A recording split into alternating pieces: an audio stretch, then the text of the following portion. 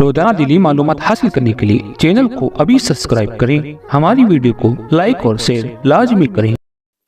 ایک بات میں آپ کو بتاؤں، مولا علی کرم اللہ وجہہ الکریم کی یہ حکمت بھری بات ہے۔ ارشاد فرماتے ہیں جب کبھی مصیبت آئے اللہ کی طرف سے تو یہ امتحان ہے یا سزا ہے، کیسے پتا چلے؟ ظاہر سی بات ہے، ہر کوئی یہ کہتا ہے یہ تو اللہ کی طرف سے امتحان ہے، آزمائش۔ ہم بھی اندر تھے تو یہ بار بار احساس دلایا جاتا تھا، اور بعض لوگ یہ کہتے تھے کہ اللہ کی طرف سے آزمائش ہے، امتحان ہے، اس کو گزار لیجیے۔ بعض مرتبہ امتحان ہے اور بعض موقعوں پر سزا ہے، اور سزا کب ہے اور امتحان کب ہے یہ کیسے پتا چلے؟ بہت بڑا فارمولہ ہے۔ مولا علی کرم اللہ وجہہ الکریم فرماتے ہیں جب کبھی تم پر کوئی مصیبت آئے تو یہ دیکھ لینا ان مصیبتوں کے دن میں تم اگر اللہ سے زیادہ قریب ہو گئے ہو، دعا زیادہ کرنے لگ گئے ہو، وظیفے زیادہ کرنے لگ گئے ہو، تو اس کا مطلب ہے کہ اللہ تعالیٰ تم کو امتحان میں رکھا ہے۔ اور اگر مصیبتوں کے آنے کے بعد بندہ دور ہو جاتا ہے اللہ سے، پھر وہ بپھر جاتا ہے، گناہ زیادہ کرنے لگتا ہے، تو سمجھ لو یہ سزا میں ملوث ہے۔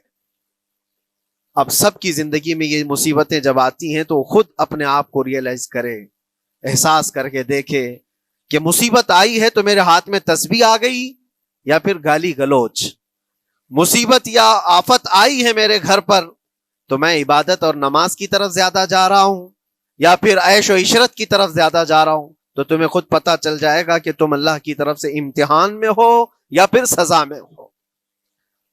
میرے عزیزو، بہت مقامات ایسے ہیں جہاں پر بظاہر مصیبت کی حکمت ہمیں نہیں معلوم ہوتی کہ کیوں آئی یہ مصیبت، کیوں دی گئی ہے ہمیں ایسی تکلیف۔ اسی کا نام تقدیر ہے کہ اللہ تعالیٰ کے لکھے ہوئے پر راضی رہنا یہ مومن کی شان ہے۔ مومن کو ہمہ وقت اللہ تبارک و تعالیٰ کی طرف سے لکھی ہوئی اس تقدیر پر راضی رہنا ہے۔ آپ کو میں ایک بات بتا دوں، حضرت ابو جندل ایک صحابی ہیں، مکہ مکرمہ میں ایمان لائے۔ رسول پاک صلی اللہ تعالی علیہ وسلم جب ابھی مکہ میں تھے، اس وقت غریب صحابہ کو کفار مکہ، مشرکین مکہ کس طرح سے پکڑ کر مارتے تھے، کیسے کیسی سزائیں دیا کرتے تھے۔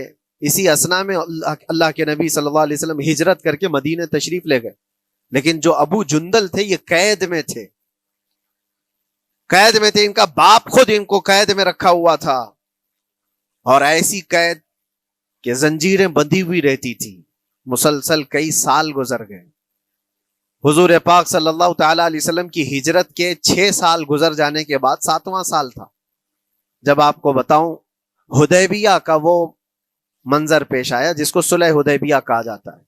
تقریباً 1400 صحابہ کے ساتھ رسول کریم صلی اللہ تعالی علیہ وسلم عمرہ کرنے کے لیے آئے، لیکن اس وقت مکہ کے کفار و مشرکین مکہ سے تقریباً 35 کلومیٹر باہر دور آپ کا راستہ روک لیا، کہا ہم آپ کو عمرہ کرنے نہیں دیں گے، آپ کے اصحاب کو، آپ کے صحابہ کو ہم مکہ میں انٹر ہونے نہیں دیں گے۔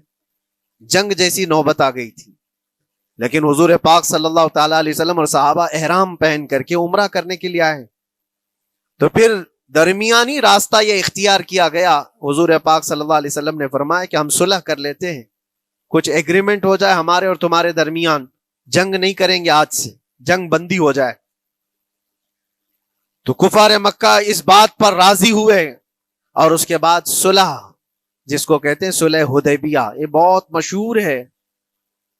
صلح حدیبیہ ہوئی، اس میں سارے پوائنٹس جو لکھے گئے تھے ایگریمنٹ کے اندر وہ سب مکہ والوں کی حمایت میں زیادہ تھے، دبا کر کے انہوں نے صلح کی تھی اس طرح سے ان کے نظام کے مطابق، یعنی اگر کوئی مکہ سے بھاگ کر مدینے جائے تو انہوں نے ایگریمنٹ میں لکھایا تھا کہ آپ کو وہ شخص ہمیں واپس کرنا پڑے گا، اور اگر مدینے سے کوئی بھاگ کر ہمارے پاس آئے تو ہم اس کو اپنے پاس رکھیں گے، ہم باہر واپس نہیں بھیجیں گے۔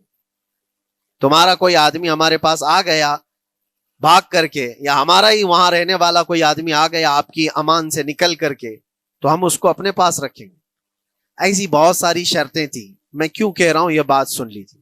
یہ صلح حدیبیہ ہو گئی، ایگریمنٹ ابھی لکھا جانا تھا، وہ ابو جندل صحابی جو کئی سالوں سے مکہ میں قید میں تھے، زنجیریں توڑ کر کے وہ باہر نکل آئے. اور جب ان کو یہ خبر ملی کہ مکہ سے 35 کلومیٹر دور اللہ کے نبی صلی اللہ تعالی علیہ وسلم اپنے صحابہ کے ساتھ پڑاؤ ڈالے ہوئے ہیں اور تشریف لانے والے ہیں، کسی طرح بچاتے ہوئے وہ وہاں پہنچ گئے حدیبیہ کے مقام پر.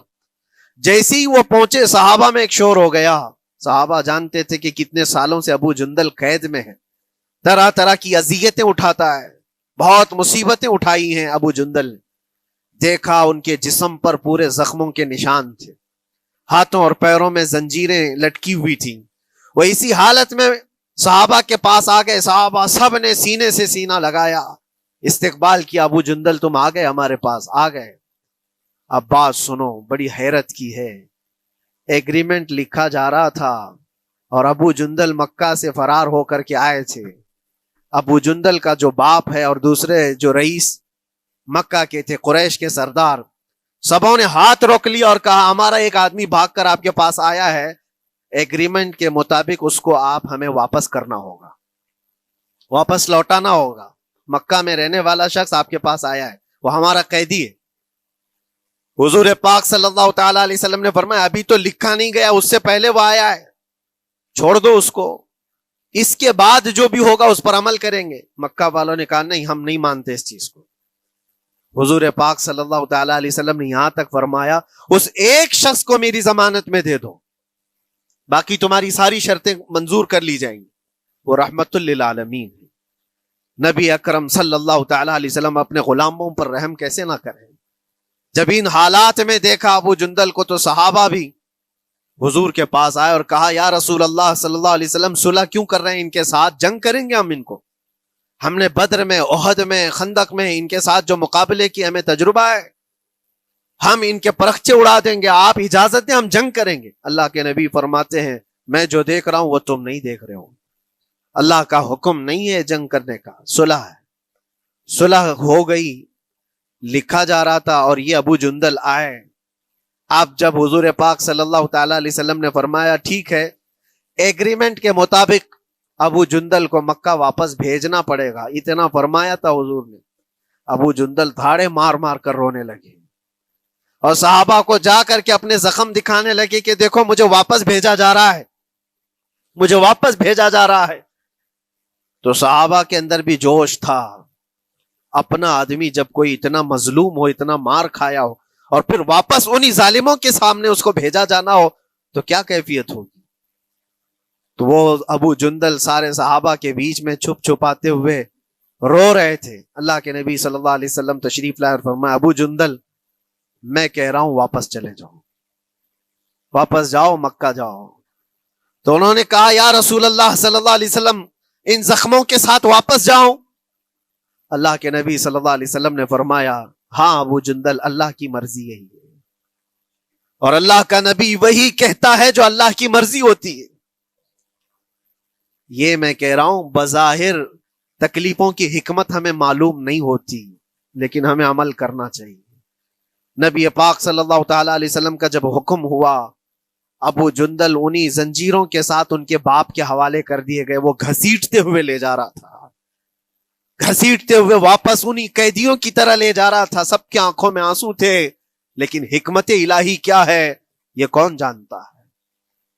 بظاہر اللہ تبارک و تعالیٰ کی طرف سے یہ دی ہوئی آزمائشیں، یہ تکلیفیں، اس کی حکمت وہ بہتر جانتا ہے. جب ابو جندل کو واپس کیا گیا ایک سوال اٹھتا ہے میرے عزیزو. یہ میں قید کی حالت میں رہ کر کے ایک شخص نے مجھ سے سوال کیا تھا آپ تو اللہ کے نبی صلی اللہ تعالی علیہ وسلم کی ناموس کی بات کرتے ہو، حضور کی محبت کی بات کرتے ہو، ان کے عشق کی بات کرتے ہو، اور یہ بھی کہتے ہو کہ نبی پاک صلی اللہ تعالی علیہ وسلم دستگیری کرتے ہیں، اپنے غلاموں کی مدد کرتے ہیں، تو اتنے دنوں سے کیا آپ نے حضور کو نہیں پکارا؟ کیا رسول پاک صلی اللہ تعالی علیہ وسلم سے محبت اور عشق کی بات کے بعد آپ نے بھیک نہیں مانگی؟ اس وقت یہ واقعہ یاد آیا. میں تو ابو جندل کے پاؤں کے ناخن کی مٹی کے برابر بھی نہیں. وہ صحابی رسول تقریباً ان کے متعلق کہا گیا ہے 6 سے 8 سال تک وہ ان کی قید میں رہے. تو کیا رسول پاک صلی اللہ علیہ وسلم کو خبر نہیں تھی؟ خبر تھی.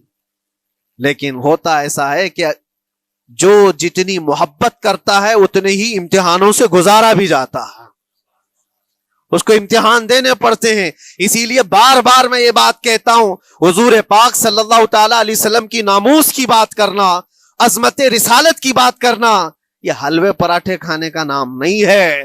یہ شہادت گہے الفت میں ہے قدم رکھنا. لوگ آسان سمجھتے ہیں مسلمان ہونا.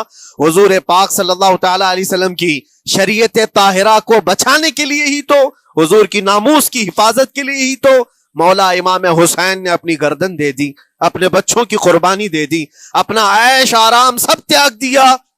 یہ ساری قربانیوں کے بعد ہی اس امتحان سے بندہ نکلتا ہے. وہ امام احمد بن حنبل جن کے سینے میں 5 لاکھ حدیثیں محفوظ تھیں، رسول پاک صلی اللہ علیہ وسلم کی 5 لاکھ حدیثوں کے حافظ، لیکن بغداد کے ظالم حکمرانوں نے ان کو ننگی پیٹھ پر کوڑے مارے ہیں.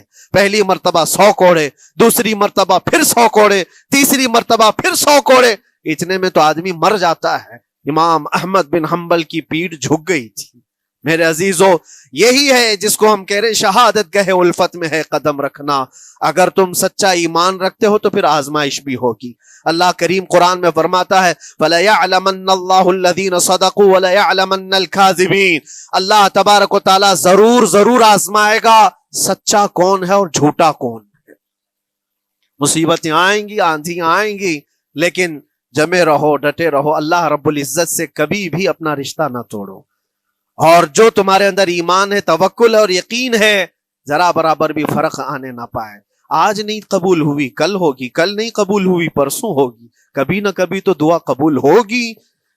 دنیا داروں کے دروازے کھٹکھٹاتے ہیں تو ایک نہ ایک دن دروازہ کھلتا ہے. وہ ارحم الراحمین ہے، وہ ارحم الراحمین ہے، دروازے کھولتا ہے، لیکن وہ بہتر جانتا ہے کس وقت دروازہ کھلنا چاہیے.